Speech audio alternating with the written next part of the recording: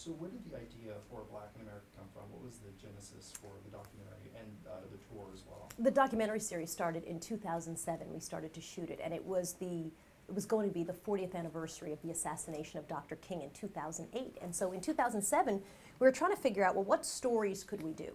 And we decided that a documentary that looked at where we were 40 years after the assassination of Dr. King, kind of assessing not only the atmosphere around the assassination, but also sort of his dreams and hopes, were they realized 40 years later, what had happened. That was the genesis for the documentary, the first one, which we never knew would really become a successful series. We're now shooting our 7th Black in America. This one will focus on stop and frisk, partly in New York City, but it's actually a national phenomenon. And what we've tried to do is to dig into pretty much untold stories that exist in certain communities. We've done gay in America, we've done Muslim in America, we've done Latino in America. We didn't do as many as the first year because I started anchoring a morning show and the logistics were kind of crazy. But the goal is to just shine a light on untold stories and kind of reveal to people, you know, the nuance and the complexity of individual lives that I think are either missed in looking at statistics, or they're missed because we all go to the stories that are the salacious stories, the stories about crime, the stories about heroes, the stories about rappers, and you sort of forget the regular people, and that was our goal. And what you're coming here to our university tonight, you've made a lot of stops through different college towns across America, and participating in town halls. What have you taken away from the conversations that have been started? You know, it's been really interesting, and the conversations are always very different. In some places, I've been surprised. We had a young black man stand up in Charlotte who talked about, he's a young professional, and that he's just started an affinity group for young black professionals, like a subgroup in his business, and the pushback that he's been getting and how hard it's been. And he was just looking for advice, like, what do I do? People mock us openly for having this affinity group of young black professionals in the business that he's in. If he were in New York City, most of the corporations, either that I go visit or that I've worked in, have affinity groups for their gay employees, their female employees, their Latino employees, their black employees, their Asian employees. So, you know, you see, I was sort of really stunned by that, honestly. And that opened up a conversation with a woman, a white woman, who said, so what are we supposed to do? And here I am, a white woman, trying to be part of this conversation. What's my role in this conversation? There's no exact answer. You know, there's no, listen, if you do these 5 things, I will bring, you know, racial perfection to America. It's not about that, right? It's really about, I think, understanding other people's positions. I think it's about really understanding historically the role of power. I think it's about being open to somebody else's perspective, not necessarily 100% agreeing or embracing it, but really just hearing them. Whether you're talking about a white perspective or a black perspective or a non-white perspective, I think it's about a conversation. There's no end-up solution. You know, it was interesting, one of the gentlemen we had on a panel yesterday in Maryland, he said, you know, I'm a guy, right? And I don't want to walk around apologizing to women because, listen, I understand as women, you know, sometimes you're not treated well by men and we have a sexist society. He's like, that's not the point. But the point is, I should understand the benefits that I get as a man. It's good to have that knowledge because it frames a lot of how I approach things. It's not an opening to an apology. It's just an understanding of the woman who's next to me in the office, let's say, so that we're having conversations at kind of a different, more thoughtful level. And I thought that was a really good analogy. You said the documentary started before Senator Obama became president. Right. Obama. Have the conversations changed since that happened? Yeah, you know, it's been so interesting. First of all, the whole idea of post-racial really didn't exist until President Obama became President Obama. There was no, you know, so there became this sense that, hey, there's a black president, any issues around race are over, look, highest office in the land, woo, you know, black people, you're done, you're good, let's all move on. And I don't think that conversation was being had before you had a black president, and I think we're certainly not post-racial. You can see any of the stories that exist in the news today that are very much racial and racialized, and I think, you know, beg for conversation. So that has changed a lot. I think it's a really interesting time to see how race plays a role in politics. You know, there's a zillion examples of elected officials, you know, who say things about the president, which is, you know, sort of an office that certainly, you know, I think requires respect of everybody, whether you like the president or not, or you're politically on the same side of the agenda or not. So I think that you have a lot of this sense of, the president having, Photoshop as a monkey, and I mean, I think that that's a really interesting thing to talk about. At the same time, there's an African American, the highest office in the land. You also have, black people over-index in a lot of really terrible things, right? So it's this really weird place where we're in right now. And so I think trying to figure out how do you deal with these gaps in achievement, certainly in education and economically, and understanding where they come from. To me, those are the interesting conversations that can be had. What about your own personal experience? Growing up in America before President Obama and everything, in the news industry especially, have you faced any kind of judgment, criticism? All the time. My God, it's the news industry. Anybody who thinks, seriously, don't go into it right now if you think it's not going to be. I mean, that's and yet I don't think that it defines you.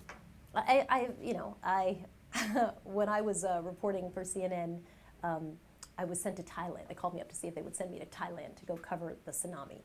And I remember the young woman on the phone said to me, listen, we know you're not going to want to go. You're a mom. I had just had my twin boys, so I had my fourth children. I had 4 children under 4. She's like, listen, you're not going to want to go. And I remember thinking, hey, Thailand, that sounds amazing. Nobody more than me wants to go to Thailand. I have 4 children under 4. Put me on a plane to Thailand. So you're constantly dealing with this idea that, oh, you're a mommy, you're not going to want to travel, right? In an industry where if you don't travel, you don't really have a job. So sometimes that was, I've been told, listen, don't do a show that's too black. We don't want to drive away the white audience. Don't do a show that's this. Could you change your name? I mean, and yet I don't think those instances define who I am. I think I try to think about them and think about people's experiences and why they frame things the way they do. I tried to make sure that just in my work life, I tried to do the best that I could so I could fight against any stereotypes that people might have. Moms don't like to travel. Actually, watch me. I travel all the time, and I do a really good job and operate at a high level. So I guess moms can travel successfully. And maybe that means that other people who have kids are going to get opportunities because I did a good job with the opportunity that I was given. I think there's that sort of, stereotypes across a lot of different categories. And you'll lose your mind if you constantly think of yourself somehow as one of those, stereotype visions. I saw on Twitter today somebody, I think they tweeted, oh, stop already. Talk about the 7th. Someone from Houston. Yeah. Right, I said I was doing the 7th, we're shooting the 7th Black in America. He said, oh, God, enough, stop already. I was like, you're right. 6 is plenty. 6 documentaries about black people. We are done. That's more than enough. Really. Haven't they figured out their issues now? Can't we move on? That was kind of the tone of that. And that's not, I don't think you let that stop you, certainly. Social media has become a big part of journalism. I love it. I love Twitter so much. I cannot even tell you. Where do you see the future going for journalism and the industry as a whole? It's fabulous. You guys have so many more opportunities than I had. I mean, when I started working, there was ABC, NBC, CBS, PBS, and there was this little thing called CNN starting, but nobody I knew actually worked there. And now there's a ton of different platforms. And when I started my production company, I don't work for CNN, I don't do a morning show for them anymore. Our model was, can you actually work across a number of platforms? I contribute pieces for Al Jazeera. I am a correspondent for HBO Real Sports. I am doing live shows for National Geographic, and I do their geography bee. I am doing documentaries for a number of different people across a lot of different platforms. So far, we're proving that you can actually have this multi-platform approach. Netflix, I think, has done a great job in showing that. You don't have to do the traditional model. You can create content and put it on Netflix, and people can watch an entire season, as I do, on a plane, in one sitting. So I think that in a way, there's just it's an interesting time. There's a lot of opportunity. The technology is so much less expensive. If I wanted to have a camera, I couldn't go out and buy now a $3,000 fabulous HD quality camera. There was no access to that kind of stuff. I had to wait till someone said, hey, I'll shoot you, doing live shots or doing stand-ups and put you on TV. So things have really changed. I think there's a ton of opportunity if you're willing to have the mindset that there's a ton of opportunity and then try to think very entrepreneurially about what you want to achieve. One of the things about Black America that people love is those untold conversations that not a lot of people get to hear and experience for themselves. Do you feel the news industry as a whole does a good job in reaching out to a minority audience? You know, I think the news industry is sort of too wide a thing. Some people do and some people don't. I think Al Jazeera has done a very interesting job in a lot of the stories that they're covering and the conversations they want to have. I think they're really sort of digging deep in issues that a lot of news organizations don't want to really cover. I remember pitching, the first anniversary of the Haiti earthquake. And my boss was like, yeah, that's boring. You're like, well, it's actually not boring. One out of every 2 people gave money to Haiti in the wake of the quake, right? So we have established that Americans care about Haiti. So clearly, our storytelling must be poor. If you feel like it's not interesting, then maybe the onus is on us to go find great stories and make them interesting, because people clearly care. So I think some places do a good job, and those stories are interesting, and the way you have an audience is to make them have the stories resonate. And then other places are a little more focused on celebrity stuff and less interested, and that's, I think that doesn't necessarily get the audience that you want. We've got a lot of future journalists in the room. What advice would you give them as they're starting their baby steps into their career or about to hit the job market like myself? What I thought was really helpful to me, one, I think you have to think of every opportunity to operate at a high level. One of the reasons I was able to leave my job and really walk into a new situation where I can run a production company, and really I'm busier. It's weird. I'm doing only what I like to do. I've sort of cut out the stuff I don't want to do. Much better hours at a morning show, certainly. At a high level is because I had a reputation of high quality work. So people are sort of buying into this reputation of what you had, and I covered serious things. And so there's this clear appetite for it. So I think for new students and for young professionals, it's all about making sure that everything you're doing is operating at this high level, that there's so many areas in journalism where you can slide and be slimy and mislead people and lie. And I was really always a believer in, I never ambush people. I'm very honest about what we're going to do. I tell them, here's what we're going to talk about. And I think those things build a reputation where even people who you feel like you've argued with on TV respect you. They can hate you, like, I hate that we argue about this. We disagree on this. But you know what? You come ready to do an interview, and you do good work, and you're respected. And I think as a young professional, that's a really great thing to do. And then I think you have to stick it out. I'm at my first interview for a job in 1987. The woman who would go become my boss basically sat there and said, listen, we all know the evening news is dead, clearly the evening news is not dead.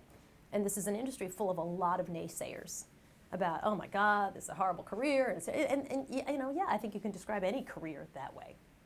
If you're interested in figuring it out, you have to run around, meet a lot of people, find the ones who are entrepreneurial and doing interesting things, and then push yourself to operate at a high level so that you can do great work and be the one who's picked and has opportunity. And the last question I have is, what's the biggest challenge that you faced in your career?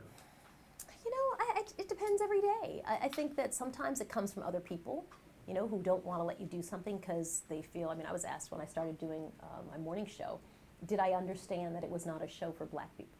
I'm like, yes, and I anchored Weekend Today, which is kind of a show with a lot of white people watching. It was so ridiculous.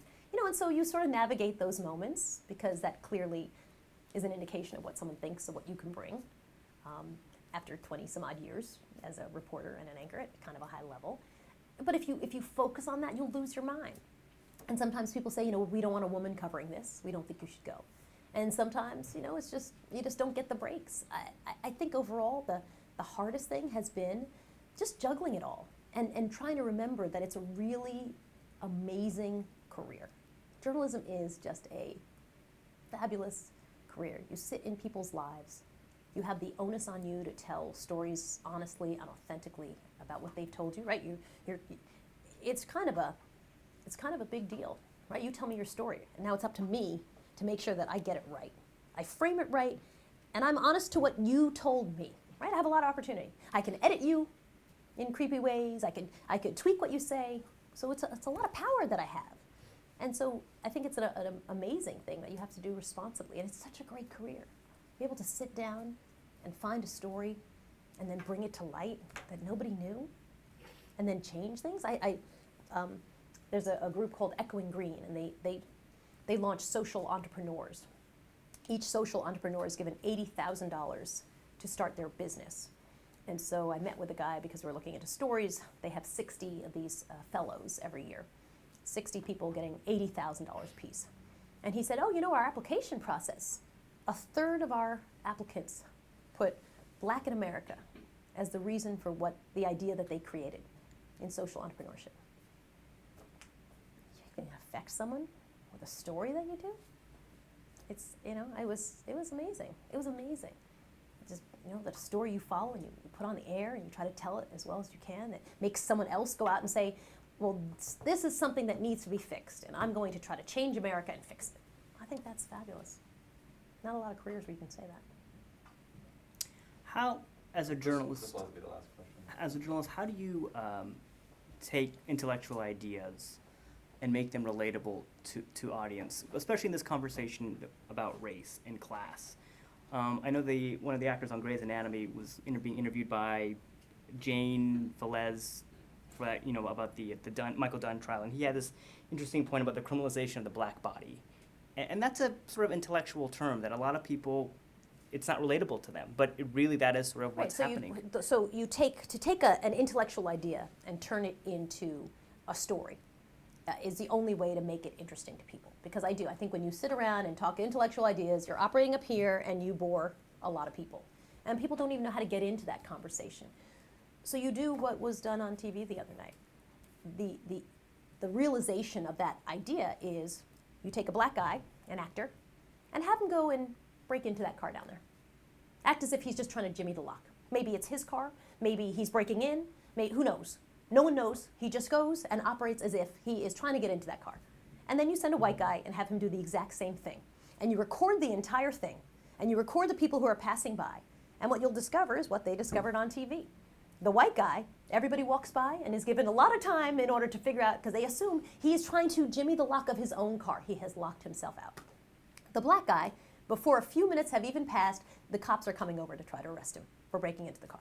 Right? So that's the narrative of the intellectual idea behind. So why is this person a criminal and this person is perceived to be someone in need of help? The way the cops approach those two people is very different. And so when you can show it that way in a narrative, it's much more interesting, and then you can sit around and have the discussion after it. Well, in our conversation tonight, we'll show a lot of examples of that. You know, why are some people looting in a photograph and other people are finding in a photograph? You know, I mean, it's because we believe that certain people loot and certain people find. You know, I mean, it was when I covered Hurricane Katrina, I interviewed a guy who had dropped his son off at Tulane, I think, actually, and then they got stuck and had to stay in this shopping mall, the Riverwalk. It was really a terrible thing for them. And I said, you know, tell me about how you found food. He's like, we went out every day and we looted restaurants and we looted, you know, delis in order to get food. Like, and people were like, well, you didn't loot. I mean, you were, you know. He's like, no, we looted. We broke in. What do you know? It's just because I'm a guy who's here with a son that I'm sending off to college, you know, doesn't change what I was doing. I realized you're trying to vilify certain people and make heroes out of other people. And so when you can capture that, which you can pretty easily capture it, I think it speaks volumes.